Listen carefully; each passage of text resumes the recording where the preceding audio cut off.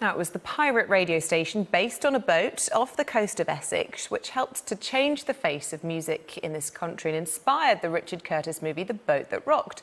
Radio Caroline was so popular that it forced the BBC to create Radio 1. Well, 50 years ago today, a change in the law silenced most of its competitors, but Radio Caroline defied the law and carried on broadcasting, as Sky's Katie Spencer reports. It's against the law, but this transmitter is keeping Wax FM on air.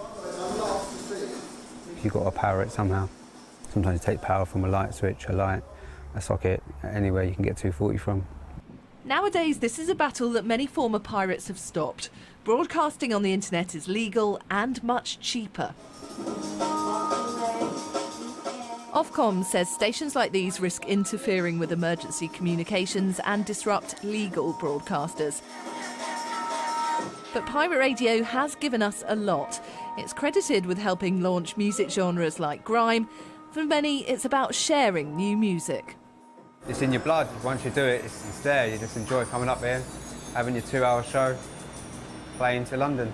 6 minutes to midday. Out at sea, radio's oldest rebels are celebrating a milestone. Half a century after the Marine Broadcasting Offences Act was brought in to shut down Radio Caroline, it's finally been given an AM licence. My name's Simon D, with you for the next 2 hours. First one off the top of the pile, the Hollies, Rockin' Robin. What they did here was radical.